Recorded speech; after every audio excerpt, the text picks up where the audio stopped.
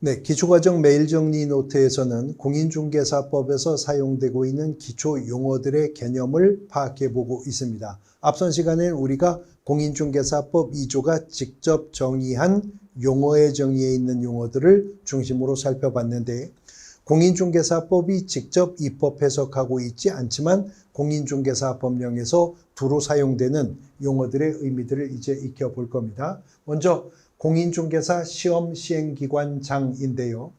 공인중개사법 4조 1항이 공인중개사가 되려는 자는 특별시장, 광역시장, 도지사, 특별자치도지사, 그래서 이들을 줄여서 공인중개사법에서는 시도지사라고 칭한다고 했죠. 그래서 시도지사가 시행하는 공인중개사 시험에 합격해야 된다. 그래서 공인중개사 시험의 시행기관은 원칙은 시도지사인데, 공인중개사 시험의 수준의 균형 유지를 위해서 필요하다면 공인중개사 정책심의위원회 사전 의결을 거쳐 국토부 장관도 직접 시험을 시행할 수 있다. 그래서 시험 시행기관장은 원칙은 시도지사, 예외적으로는 국토교통부 장관도 될 수가 있다라고 하는 겁니다.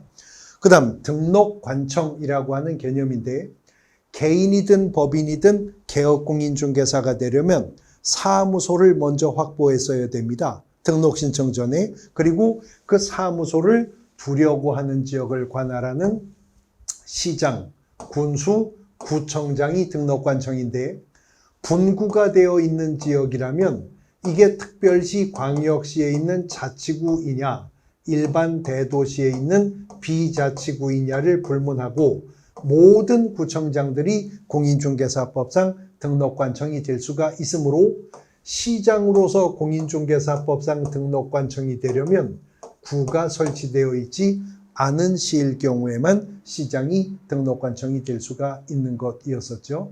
자, 등록관청을 결정하는 기준이 사무소 소재지를 기준으로 한다고 그랬어요. 이러한 중개사무소는 중개활동의 중심이나 근거가 되는 장소를 중개사무소라고 하는데, 등록의 기준에 부합되는 사무소가 되려면 건축물 대장에 기재된 공간이어야 하는 것이 원칙이고요.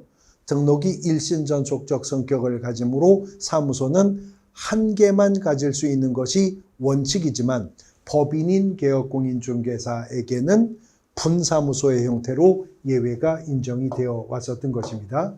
그 다음 등록의 결격사유, 공인중개사법 10조 조문의 제목이기도 한데, 중개사무소 개설 등록할 수 있는 자격을 결하게 되는 사유, 그 뜻이죠. 그러나 실제 여기에 해당하면 등록하여 개업공인중개사가 될 수 없는 것은 물론이고 고용인도 될 수 없고 법인의 임사원마저도 될 수가 없는 사유들이 공인중개사법 10조 1항의 1호 내지 2호에 걸쳐서 규정되어 있는 겁니다.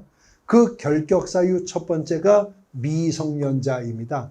성년이 아닌 자, 그 뜻이죠. 만 19세에 달하지 아니한 자, 미성년자로서 민법상으로는 제한능력자요, 공인중개사법상으로는 결격에 속하는데, 민법의 특례 규정이 적용이 없기 때문에 혼인을 하여도 공인중개사법상 결격사유자입니다. 법정 대리인의 동의가 있어도 공인중개사법에서는 결격사유를 벗어날 수 없게 된다는 점이 민법상 차이점이 있다라고 하는 부분이었었던 거죠.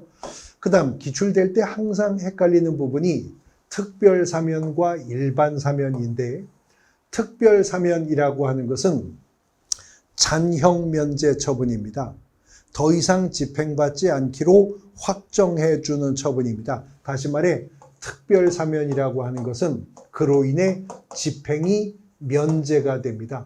그러므로 특별사면을 받은 자는 집행이 면제되는 것에 불과하기 때문에 집행면제인 특별사면을 받고도 3년간 결격에 속하게 될 것입니다. 그러나 일반 사면이라고 하는 것은 집행이 면제가 되는 게 아니라 형선고의 효력 자체를 부정해주는 처분이라는 것이죠. 그러므로 일반 사면을 받으면 그 즉시 결격을 벗어나게 된다라고 하는 게 특별사면과 구분되는 차이점이 있는 부분이라고 하는 것이죠. 그 다음 집행유예라고 하는 것이 결격사유 규정 중에 있죠. 금고 이상의 실형을 선고받은 자가 집행이 종료되거나 집행이 면제가 되었을 때는 종료된 날, 면제된 날로부터 3년간 결격이지만 금고 이상형의 집행유예 처분을 받은 자는 유예 기간이 경과하고 나서도 2년간 결격에 속한다라고 하는 규정을 공인중개사법이 두고 있고, 이 유예 기간이 경과하고 2년간 추가적으로 결격에 속한다는 것은 2023년 개정을 통해서 바뀌게 된 부분이라는 것이죠. 그 다음 인장등록인데 중개행위에 사용할 도장을 등록해야 된다는 거죠.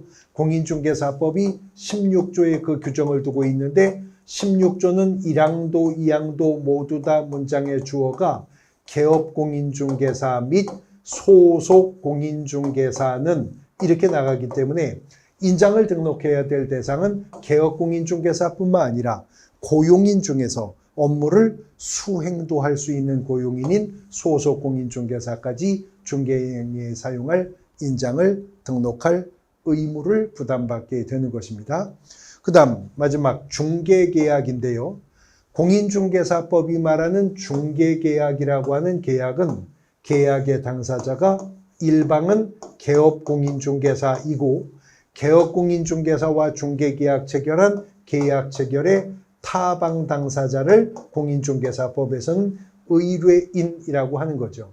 그래서 중개계약은 개업공인중개사의 중개로 인해 의뢰인이 목적한 부동산 거래계약을 체결하게 되면 그 거래계약의 체결이 조건의 성취가 됩니다. 이른바 중개 완성이 되어 의뢰인이 개업공인중개사에게 일정한 보수를 지불하기로 하는 개업공인중개사와 의뢰인 간의 합의를 공인중개사법에서는 중개계약이라고 한다 하는 겁니다. 공인중개사 법령의 기초용어들 살펴보셨습니다.